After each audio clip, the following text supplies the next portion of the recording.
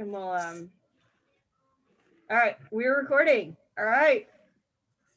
Welcome to Camping 101. I thank everyone for joining us either live or on the replay. Wanted to, as we're kind of getting back to camping, we wanted to just put some information out there about what is some things that we think about when we're camping, places the pack goes, what does the pack bring, what should you bring, some tips on types of equipment. And so we'll kind of bounce around between us. And if you have questions or comments, please feel free to add them. I know we have a couple of experienced campers here too on the Zoom with us today. So start out. Let's talk about what kinds of camping the pack does as Cub Scouts. So there's a couple different kinds of camping you may have heard of. You may have heard of, and when you think of camping, you may think of the backpacking camping where you're putting every bit of your gear in a backpack and you're hiking several miles and you're setting up tent somewhere. And that's super fun. Then there's a role for that.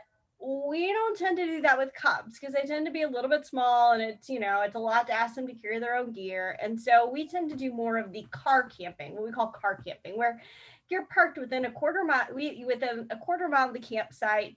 You might want a wagon to get your stuff to the campsite, but it's more car camping. There are flushing toilets available. There's water nearby. And so we tend to do more car camping than backpacking. But on the other hand, we don't really do RV camping either. And there's definitely a role for that. It's super fun to go roll out with your RV. But part of the fun of camping is to kind of get out there, see the stars, see a frog, and smell the morning air. So let's talk about a couple of common places that the pack goes. So actually, I'll come back to that when Jeff gets back because he's got the pictures queued up. So let's talk about some weather and climate concerns. So some of the things we think about in Southeast Texas here, we think a lot about rain. And so prior to a camp out, the pack leaders are always looking at what is the weather going to be like and trying to watch for rain. Now, a little bit of rain, especially at night when you're tent, we don't tend to sweat about. We just kind of tend to get out there. You get out there, you have a good time. Now, obviously, if it is lightning or there's a threat or it looks like it's going to be a total washout, we will evaluate as a pack whether or not it is safe to go camping. And the pack leadership will send out an email saying, yep, we're going, or nope, no go, a couple of days in advance, just kind of looking at the weather. And there actually have been instances. We also watch the weather as we're on the campouts too. So there have been a few cases where it's looked like it's going to be a beautiful weekend. We get out there and then we see that thunderstorms are rolling in, and we will pack up and we will leave if it looks like it's thunderstorming. There's no prize for surviving some kind of extreme camping experience as a Cub Scout. We would rather be safe. And so we will veer on the side of safety rather than risking, being caught out in a thunderstorm with lightning or something like that. So we do watch that, and we have a number of the pack leaders who've gone through hazardous weather training to be able to spot and make good decisions about hazardous weather that's coming up. Let's talk about heat. Now, heat is a big concern for us here in Southeast Texas. We are constantly watching the temperature, and so it's really important when we're camping that you bring a bottle to fill with water. Bring and hydrate before you think you need to hydrate. You're going to be out there. It's very easy when you're out there to not be drinking water, but we strongly encourage you to take the time to drink lots of water. If you're, not to be gross, if your pee is not clear, you need to go drink more water. And you need to be drinking water before you get to it. Now, we do have a number of first aid trained leaders. If you start to feel ill effects and you're starting to feel a little bit sick, talk to us. We would rather help you when you're feeling a little bit sick than you try and tough it out. Like I said, this is not Bear Grylls survival school. This is Cub Scout camping. It's intended to be fun. So definitely talk to us if you're feeling like if you're not feeling well because of the heat. Cold. So occasionally it does get cold, cold to us. And so you definitely want to look at the weather at both the day and the nighttime low, because sometimes it does get chilly at night on occasion, especially in our campouts that happen in kind of the winter season. And so you're going to want to make sure that you pack lots of layers. And it's okay to layer. Don't, this is, be sure and wear socks to bed. Be sure and one tip that we kind of tell people when it's going to be cold weather camping is to put your clothes for the next day in your sleeping bag, because that way you're not putting on freezing cold clothes the next day. Layer up, and be sure to watch for that weather is going to be at night so that you can bundle up appropriately. Anything else you guys want to add on weather concerns? What did I miss, Jeff or Justin or any of the other folks on the line? I think, we also talk about rain. Here we've had some rainstorms in the past that have become unexpected floods. Just always check that weather before you go. We do car camping here. We don't do backpacking for multiple days. So the day before our campouts, you usually get a really good idea in the weather report of what you're going to be expecting. Rain gear is always important.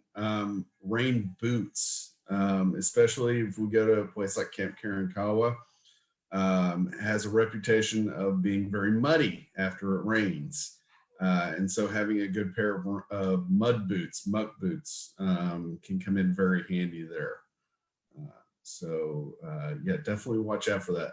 Heat and cold, of course, especially heat, but also watch out for that rain. Ooh, I got one. I just learned this recently. You want to look on your sleeping bag and there's a number on it. And you want to make sure the night's low doesn't go below that number. I learned that very recently. Hopefully not the hard way. Hey, I'm still here. That's right. Those numbers are the survivability ratings, right, Justin? Yes, mine were, but fortunately I had some extra clothes to on Right. top of that, so I layered up in the sleeping bag. So if you're in a 40-degree bag and the temperature is going to be 41, you'll be okay, but you'll probably still be cold. So it's safe to be out in those, but if it gets down to the edge, they're not rated for comfort, they're rated for survivability. And so just so you know. And Jeff, do we need to bring the citronella candles or the torches? I've got a few. So seriously, I think we go over things to bring here in a little bit, and so we'll get into some of the personal items for dealing with bugs when we get to that, and then we'll also talk a little bit about clothing. But in the light of the chance for weather, even when it's a sunny day outside, it's still a good idea to bring extra socks and an extra, maybe especially for the kids, an extra set of clothes. If there's any way to find mud or dirt, they're gonna find it, and they're then going to get it all over them. And so that's part of the fun, but it's also running around in that can start to cause other problems, and so you may have to change. And so making sure you have some of that. You don't have to bring a ton of it, but just extra socks are probably the most important of all of those things, because wet socks and wet shoes can be problematic if there's puddles. Yeah, my scout troop used to use a rule of days planned plus one. So if you're planning a 2-night camp out, have 2 days of clothes plus one. And more, like Jeff said, more on socks, and believe it or not, with kids, more on underwear.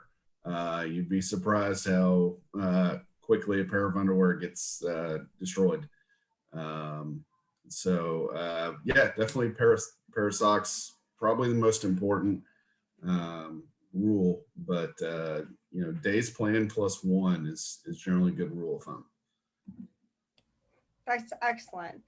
Jeff H, can you share with us some of the places the pack goes camping? Sure. I've got a couple of photos. They're in our Facebook page. Let me share my screen here shortly. Okay. Can you all see my screen? Okay. Can we see screens? Yep. All right. So this was taken at Camp Karankawa. It was a good view of how we set up our cooking and eating area. Camp Karankawa is a BSA operated by Bay Area Council. And they have these nice little, I guess, chimney type structures in a lot of their camps where if we're lucky enough, we might be able to snag one, and we would have some structure available to us. Another place we go, this is Double Lake. It's in the Sam Houston National Forest. This is around Huntsville, Conroe area. Very popular with us. This is a national forest. If we go here, we're not going to be we're going to be responsible for our own programming. We're going to have usually fishing. There's some trails. I believe bicycling is allowed out there. A lot of hiking, and very, very highly reviewed camp. This next one is an example of Camp Bove, which is up near Navasota, kind of near College Station, aka God's Country. Camp Bove is run by, it's another Boy Scout camp. Has a lot of great infrastructure and is very well built. It's run by the Sam Houston Council, and as you can see, they have an incredible fishing pond. And they also have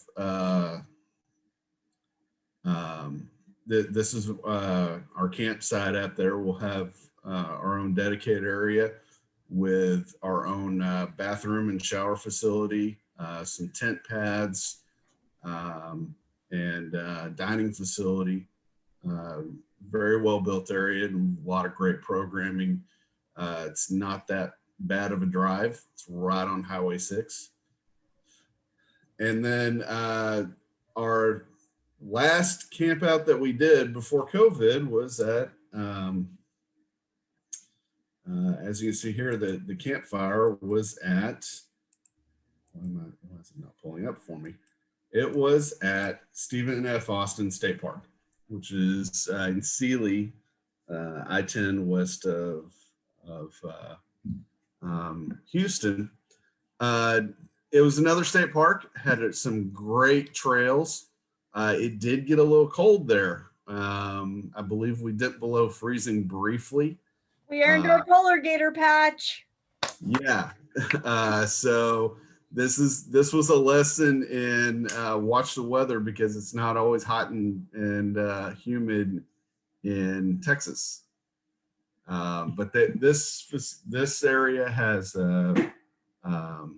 a great set of hiking trails. It does run right by the Brazos River. There's a state historic site on the way out, which is a really nice museum, a great place to stop. And it's a little kind of gem of Texas history right there. I can't think of any other, those are the photos I have. Anybody else? Those are the main 4 places that we have gone in the last few years. And we will send out specifics on each campsite prior to going, on kind of what to expect and schedule and everything else. And we'll send you a specific list, so you don't feel like you have to remember everything and whatever, just to give you kind of a glimpse of the different kind of places we camp. Thanks. The important thing to note is that we try to go to a variety of places.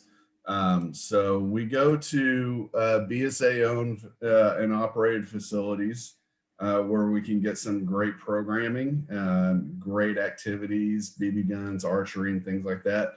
But we also go to state parks and national forests where, we may not be able to do BB guns and archery, but we'll have other opportunities for things like hiking or fishing or other activities as well. So we have a wide variety. We don't just go to the same place every single time.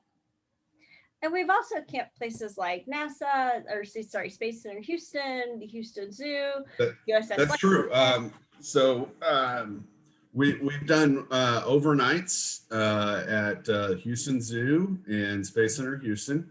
You kind of think of those as a lock-in situation where we may not have a tent, but they may give us a room or a space in a room where you can at least set up a bed or an air mattress and sleep. And then the cool thing about that is they usually, like for example, Houston Zoo, which we went to, we got a nighttime tour of the zoo, which was really interesting because a lot of the animals that you would normally see during the daytime lounging around they're nocturnal, or they're more active at night. And so you get to go walk around with a red flashlight and see tigers and cougars actually running around in their pens, and whereas in the daytime they just may be trying to find any kind of shade they can and just lounging. It was certainly a completely different way to experience the zoo. Got some great education. We got to pet an armadillo and snakes and all kinds of stuff. It was great fun. The Space Center Houston, their education department put on a terrific program. We got to play with robots. I actually ended up buying a couple of the robots myself because they were so much fun. We got to see a movie in the IMAX theater, and then you get to stay overnight inside the museum, locked up. We also had rocket launches. I completely forgot about that. Oh. A lot of rocket launches. Well, that's super exciting. I'm super excited to go camping. Jeff Malden, so what do I need to, what is the pack going to bring, and what do I need to bring? Well, so I'm coming to you live from from our storage unit. This happens to be where I live. No, I'm just kidding. It's sometimes where I live. I'm going to show you some things so that you kind of get an idea. You've probably seen our trailer before, and so we load up that trailer with everything that the pack's going to bring to the event. So all of our pack equipment fits on here, and so just barely. Sometimes on big campouts, it's really just barely, but we can fit everything in there. The other things that we tend to bring, we have all of the cooking equipment that we need, and so you should not have to bring any cooking equipment for yourself. So we have burners. I can show them to you. Let's see. We have cast iron burners that look like that, and that we use for pots and cooking on pots and things like that. They're propane fed, and we have all the propane tanks that we need for those. And then we also have Dutch ovens that we use for most of our cooking. We have grills. We have other things that we can use to be able to facilitate cooking for everybody in the pack. And so part of our registration process is making sure we get a good count of everyone. We also check for any food allergies. And so we try to encourage everybody going to make sure they're communicating with us about specific food needs. It's also a good idea to make sure that you're covering for that too, to make sure that everybody's got what they need. And we will do our best, as always, to make sure that we're accommodating everybody equally as best we can. Our meals are always really good. We get a lot of good help from everybody on the team, and we've generally always had some great meals at our campouts. Nobody tends to go hungry. We always have plenty. Jeff's throwing some great pictures up there, but that's some of us just kind of cooking through our different stuff that we've done in the past, and it's been really effective. We also have a set of wagons that we'll bring that will help us get a lot of the stuff off the trailer into the campsite. And those can also be helped to move gear from your car to the campsite too, and everything. The pictures that Jeff had up earlier also showed 2 big green canopies. We use those 2 canopies stuck together to kind of have our home base. And that's where we set up all of our tables. We have several tables that we bring.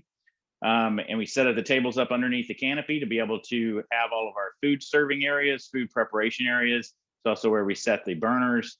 And then, and we also just kind of operate out of there. You can see our orange cones in this picture. Also try to outline where our fire areas, cooking areas are. somewhat effective at keeping folks from running through there. At least it's It's a mainly mitigation. for the kids. It's right. So, And so it's mainly to try to make sure folks aren't running through there, because man, the campsites are fun. The campouts are fun. The kids are running around. We're just trying to make sure they make a curve around those areas while we cook up everything. We do welcome help from the scouts, and so especially the older scouts that are starting to kind of get to the point where they're ready to go to Scouts BSA. We try to intentionally get them involved as much as we can into some of the cooking that we do. And so again, you shouldn't have to bring any cooking equipment for yourself, and that's going to include plates, cups, napkins. You can bring your own mug. You can bring your own cup if you'd like to. That's totally fine. We will have some. We will have like solo cups available for drinking, and then we have paper plates, styrofoam plates for serving, bowls if we need them, stuff like that. We found that from a time standpoint, that it really worked out best for us to have throwaway material, paper goods, and the cost of those are incorporated into the camping fees. Our lanterns, we always have coffee. yes. And we always have coffee. Yeah. So Might want to bring Mr. your own Paul's not coffee here. cup. Yeah. So we do have some coffee cups. This is the old coffee mug. It's not quite retired yet, but mostly retired. And so quite a bit of coffee. And this is like on constant go in the morning. So Mr. Paul Gosling is our coffee extraordinaire. He will tell you his one job is to make sure this is never empty. And so seriously, he does an outstanding job, and he has got his own set of equipment that we always make sure is well packed, including his handy wrenches, which you have to see it to believe it. I'll leave it at that.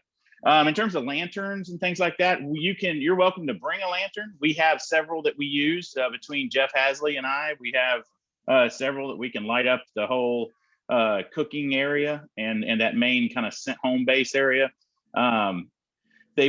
Nowadays you can find those smaller battery powered lanterns that are really great for the kids or for you to be able to light your area, especially inside of the tent.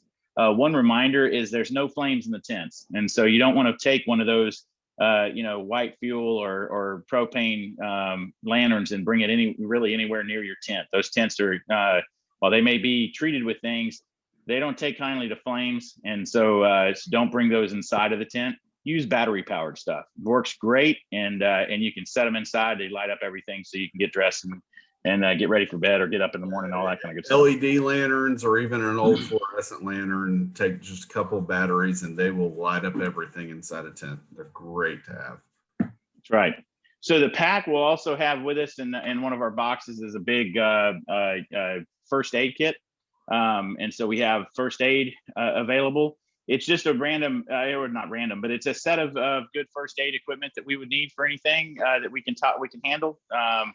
And then there's always the suggestion of if you have your own first aid kit, bring it. You're better off having one with you on your person, because if you're out walking away from the campsite, it's one of those Cub Scout, essential things anyway. But having a good first aid kit with you is a good idea anyway. But if you don't have one, it's not worth going and spending a ton of money on a really big one. We've got a good one for the pack, and then we do encourage everyone to, have a good set of Band-Aids and things like that for the just in case things that you might need.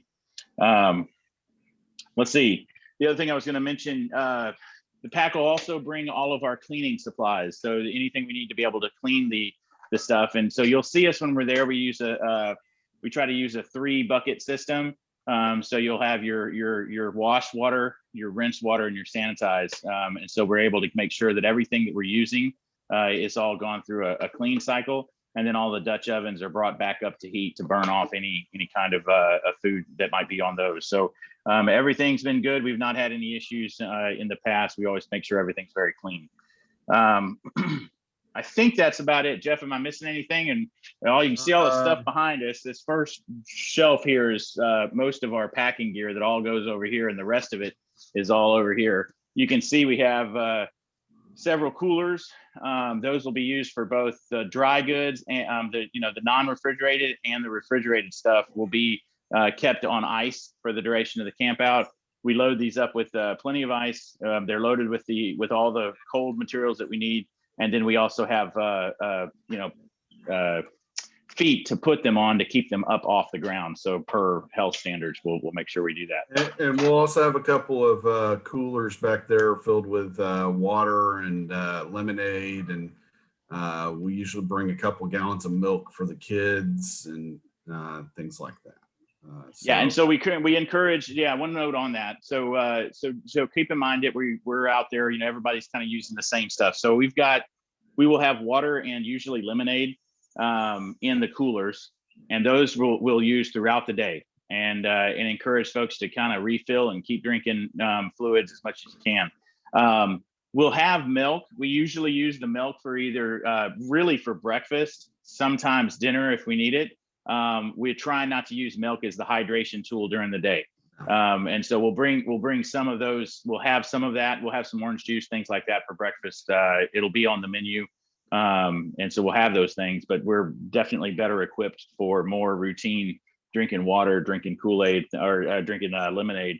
If you have special choices on like, yeah, I got to have my Powerade or whatever it is, you can bring a cooler with your own Powerade in it. That's no problem. That's totally up to you. And, you know, bringing water bottles to fill it up with and things like that. And every place we go, we'll have running potable water. That is a BSA requirement. So all the state parks and all the BSA camps will have some kind of running potable water within access of where we're going to be. That's great. That's right. The other way to look at it is those are magic coolers that never go dry. So. All right, good deal. All right, so now that we know what the pack is bringing, Jeff Hasley, what should I pack? Okay, so we're gonna ask that you bring basically everything, a tent and everything that go inside your tent. Your tent is going to be your home away from home. So we can go into further examples on advantages of certain different kinds of tents, weight versus size and things like that. There's a whole, you can make one of these just on how to pick a tent. But the important thing you would need is tents, sleeping pads or a mattress or some kind of material for you to sleep on, sleeping bag or sheets, a pillow, toiletries, clothing, and of course a bag to carry it all in. We're not like the airlines where we're going to charge you for baggage fees or anything like that. You're going to be providing your own transportation there to all these camps, and we'll have wagons to help you get your stuff from your car to our camp. But generally speaking, you can bring most of what we do. We don't do serious hardcore backpacking where weight is a concern kind of stuff. Your scouts will also, a good practice is to carry a pack with the Cub Scout 6 Essentials for a day hike. We recommend that. It's basically a pack with water, a whistle, a flashlight. Help me out on this because I'm trail food, snacks, and Water, whistle, flashlight, snack, first aid kit. First aid. Yeah. And sun protection.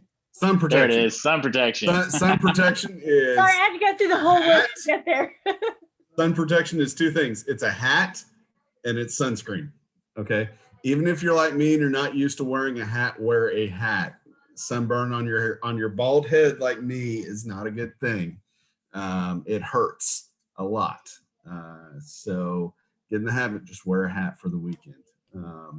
So that's what we're going to ask you to bring is anything in your tent, a tent and anything in your tent, and the Cub Scout 6 Essentials.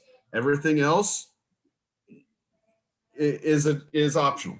Okay. So optional items, and I grabbed a couple of them. This is one I have. This is one of my favorites. A fan. You can there are different kinds of these. I think I bought this for like $10 on Amazon. It's a little battery powered fan. You can also find these at camping stores that have a light on them. This comes in really handy when it's hot and you're a hot sleeper like me. We talked about lanterns.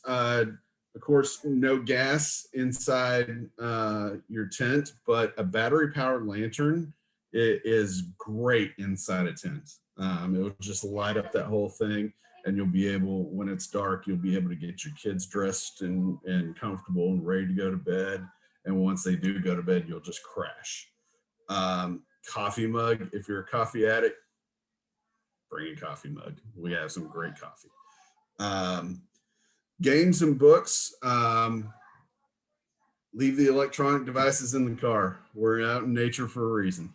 Okay. So, my suggestion, when my kids will have the iPads for the drive, but then they get left in the car because for the whole weekend, we're out, we're having fun. Book. It's a great thing. Okay. I personally like the conversation, but there's usually going to be some time for us to chill, relax, and actually be outdoors. Bring a book if you want. Bicycles, a lot of our places that we go allow biking. Remember the BSA rules though, you will be on a scouting trip, you will need to wear a helmet. Fishing gear. You're allowed to bring your own fishing gear if you want. If we are at a place that's going to have fishing, which I think almost every place does that we go, the requirement though is to follow the state game laws. Okay, so if it's catch and release, no problem. If you're going to retain a fish, gotta have a fishing license.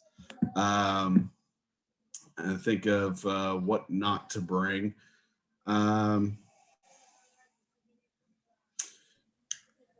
Don't think you got to go out to REI and buy out the store. Okay. We talked about a lot of things. If you don't have many of these items, don't go running out and buy them without some advice. And, we really, if you ask around, you're probably going to find people that have extras that you can try out for a weekend and see what you like. And you can also think outside the box. If we're going on a springtime camp out and, it's expected to be 80, 90 degrees, you don't need a duck down sleeping bag. You're going to be miserable. Okay. You can just bring a bed sheet. When I worked at summer camp as a teenager, my sleeping bag was literally a bed sheet that my mom sewed into a bag, and it worked fantastic. It was the best sleep I ever had. Then again, that would be rather miserable on that February camp out we just went on last year where we dipped below freezing. So again, watch that weather. Okay. Pack appropriately for it. What I would bring on a lot of campouts, this is an example of a sleeping bag. It is a very thin 1-layer fleece sleeping bag that I found. Okay. Works great. Not too much, not too little. You can get a 3-season bag. I have that. Important thing for sleeping, a pillow. This is the pillow I'm going to sleep on tonight. Guess what? It's coming with me on my camp out. Why? Because I've had neck issues. I'm going to wear the same thing that's going to keep me comfortable throughout the night. And Jeff, I would add though that folks should take that as a case by case, right? So if they feel they need it, bring it. But realize if you want, you can just shove a towel in a case, pillowcase, and call it good, or you can just go without one and figure out a different way. There's lots of options out there, so that you don't necessarily have to bring the big pillow and because there is sometimes risk of it getting wet out there. So that is true. That is absolutely true. You're not right and you're not wrong. But me, I've had back and neck issues over the years. And so I'm going to bring things like an air mattress, like a very thick air mattress that's going to help me, that I know helps me sleep. I've known some scouters that swear by hammocks if you're gonna try to sleep in a hammock, I would suggest you try it out before you actually go out on a camp out. Okay. I think something critical there is the camp out is probably not the time to try something new. Try your gear in advance.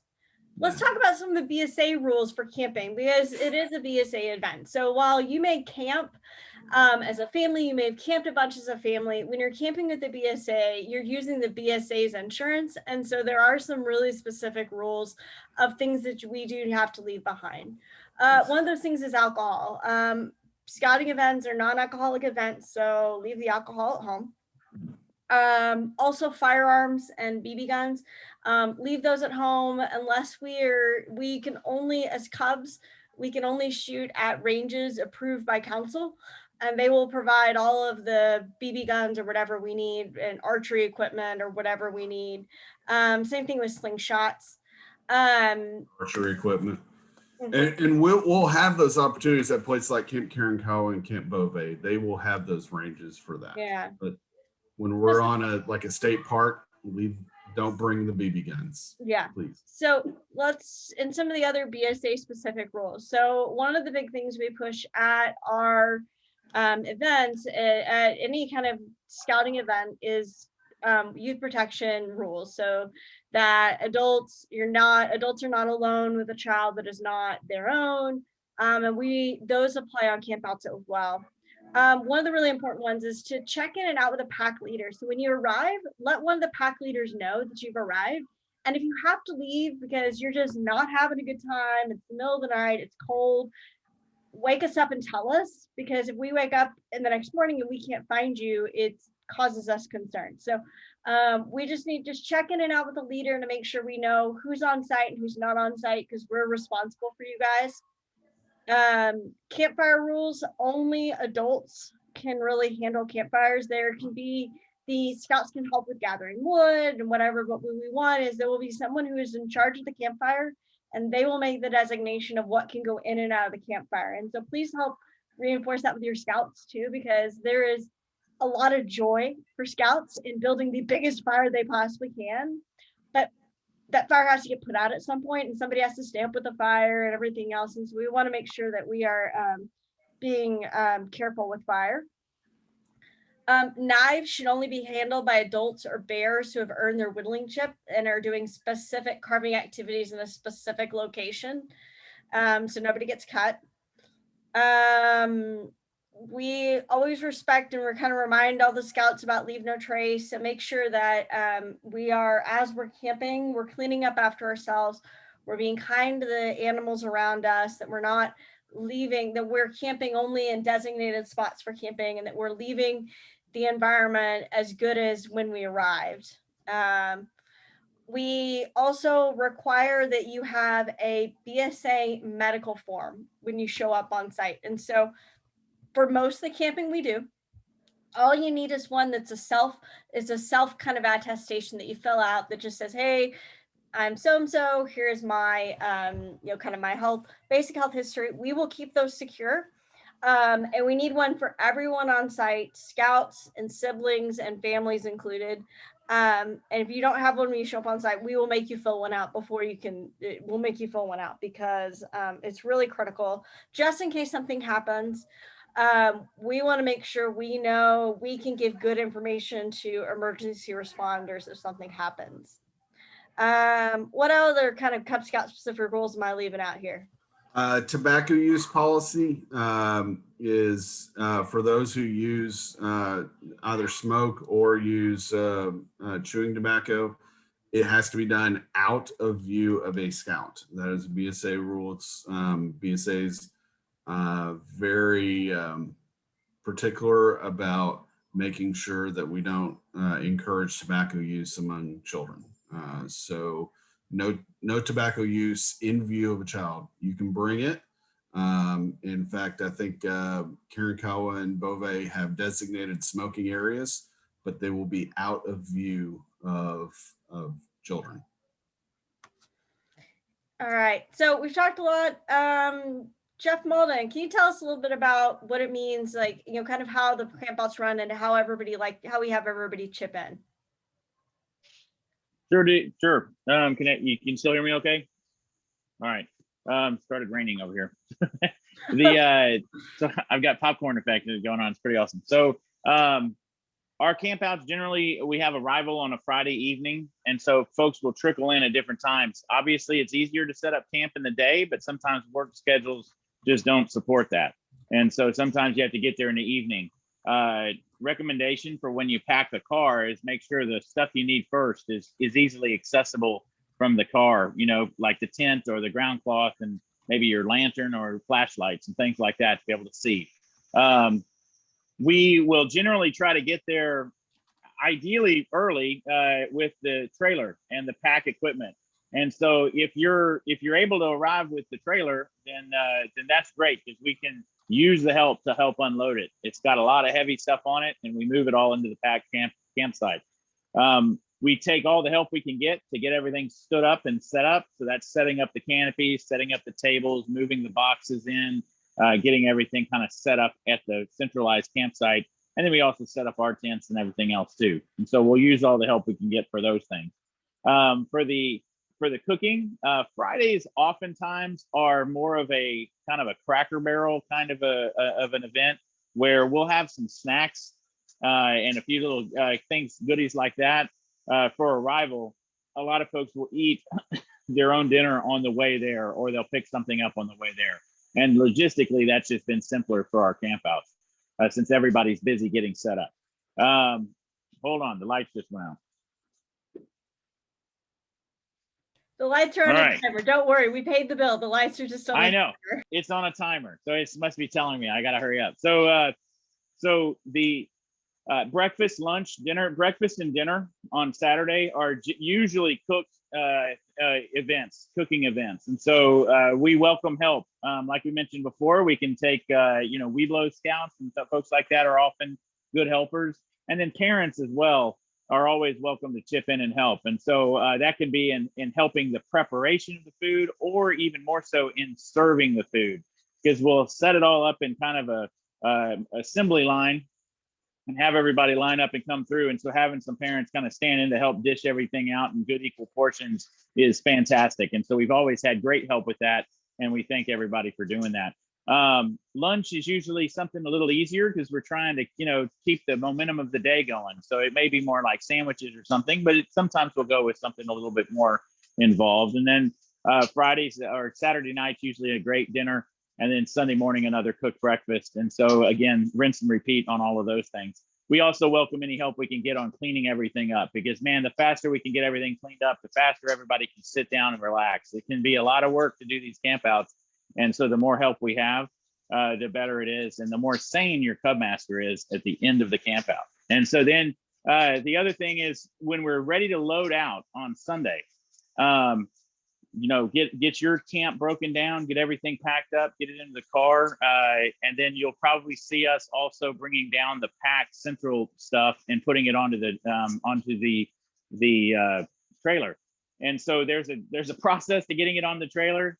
We get everybody's help to get everything over there, and then we load that trailer with all the stuff. That's a huge help to have help doing that. And then finally, the last thing we have to do before we leave camp is we police the area. We get everybody lined up and we check for any garbage or anything else. We try our best to leave the campsite better than we found it. And so we want to make sure we police the area. Everybody kind of lines up and checks everything for trash or any kind of logs and stuff we can kind of throw off into the side. And so we do that work before we leave. And so that's kind of the end-to-end camp out and where everybody can pitch in. Okay, great.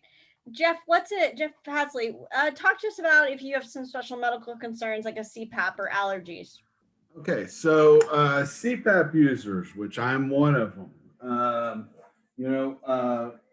we've got our big old machines here with our headgears and everything. And if you're like me, you swear by these things. You absolutely love them. Most of our places that we go will have the ability to run an extension cord. That being said, you can't guarantee it. Camp Beauvais, our campsites will have power there, so you can run a long extension cord to run your CPAP. But if we go to State Park, we may not have power. Camp Karankawa, we usually go to big camporees where there's just not enough power. So in that case, Batteries, a compatible battery that will run your CPAP. And mine, the ResMed takes 2 of these. Insurance doesn't cover it. They're about $400 a pop, but you know what? It works.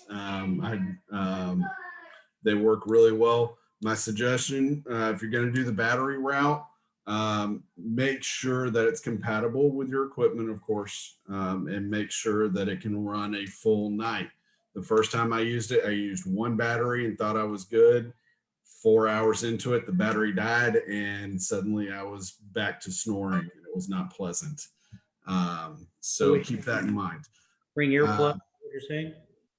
Yeah. You On those medical forms we were talking about earlier, we do ask that you let us know about any allergies. We have some, we may have some peanut products. We may have tree nuts, things like that. We do have people in the pack who have those kinds of allergies. And so we will do our best to mitigate that, but let us know, especially if you have things like an EpiPen. It's really important for us to know your needs, just in case there is an emergency. Yeah. One more thing about medication. If you or your child takes a medication at home, please have them take it when they come to camp. And so if they no breaks on the weekends. This is not, please, because a lot of times we need them to, if you would give it to them at home, please give it to them at camp too, to help keep them safe. One more rule I forgot to mention earlier was around food storage. So there are critters out there, we're in their home, and so we want to make sure that we are storing food securely. So don't leave food laying out overnight. Be sure we make sure everything gets packed up in a cooler to keep the critters from coming and getting to it. But if you have a cooler, make sure that cooler is secured so we don't attract some unwelcome nighttime visitors. So, all right, so let's open it up for some questions, guys. What questions do you guys have?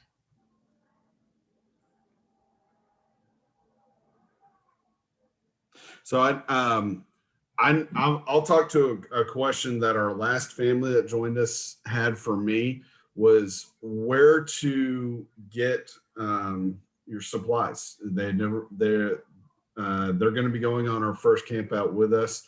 And so the nice thing about League City is that we have several really good camping equipment stores within a short drive and all different price points. Walmart, it's a great place for camping gear. It's probably your cheapest place for camping gear. You can get some good camping gear there.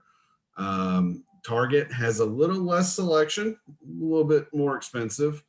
We also have Cabela's, REI, and Field and Stream. All of those places are great. They have their advantages and disadvantages. REI, for instance, is very expensive, but the stuff you get there is very high quality. They also have an extremely knowledgeable staff, and they will let you try out everything. If you want to try out a sleeping pad or a sleeping bag, they have a designated area where you can unroll it all and have one of their salesmen help you inflate those pads and try them out. Great place to try it. It's a little pricey, but you're going to get some high quality stuff, and you're going to get to decide what you like and what you don't like.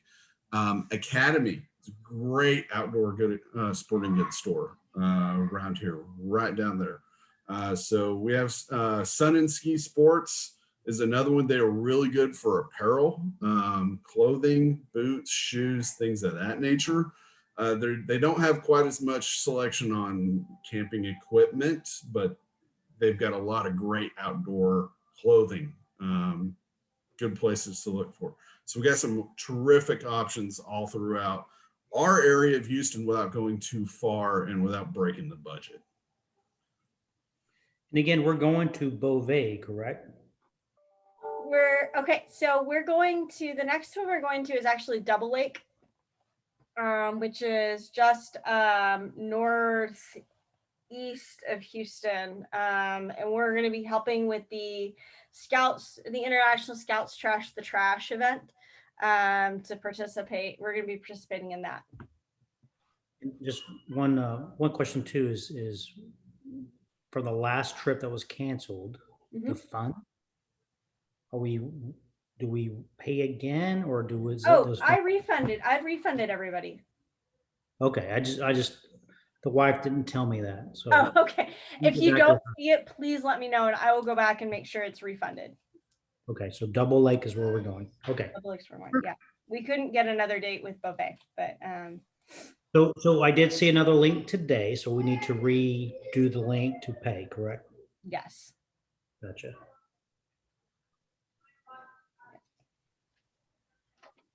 So question here, other than all this stuff you've talked about, is there anything else that would be good to bring on a camp out that you haven't mentioned before? Just earplugs. Yes, definitely.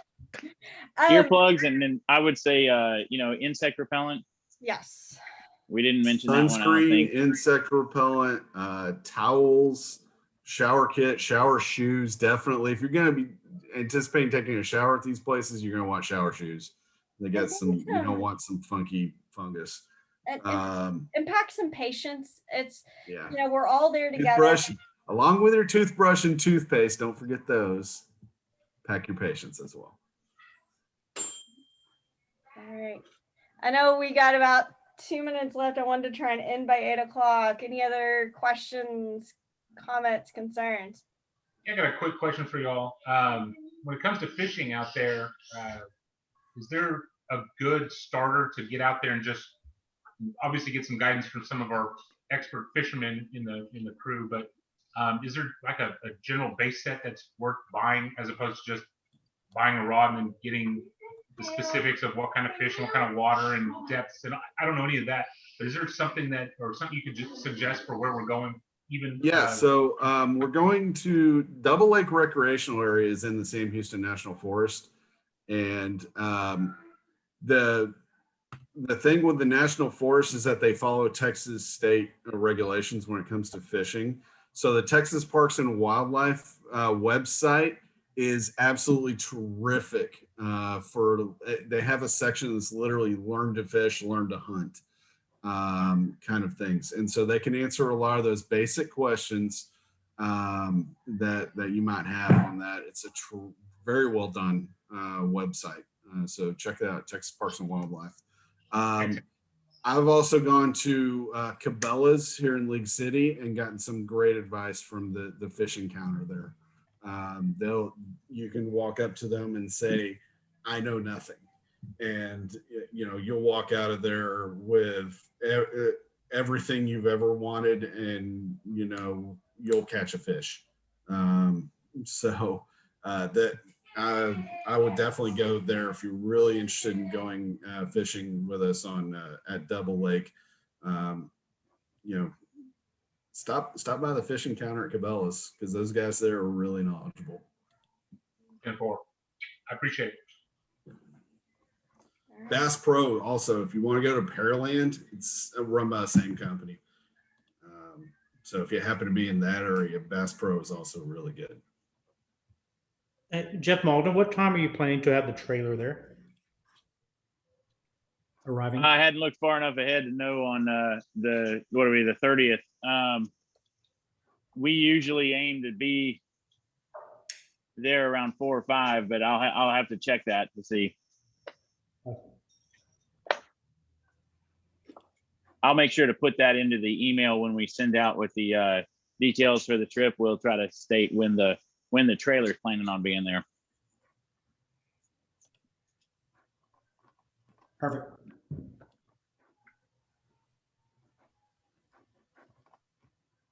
All right. Excellent. All right. Well, with that, if you have other questions, or if you're watching this later and you have more questions, feel free to reach out to us and we'll be happy to answer any other questions you may have. Thanks for hanging out with us on a Friday night, and thanks to Jeff Malden for opening up the secret storage unit. And giving us a preview, and for Jeff Hasley, who really put together a large amount of this information in advance. So thank you guys very much, and we'll see you guys soon. Thank you.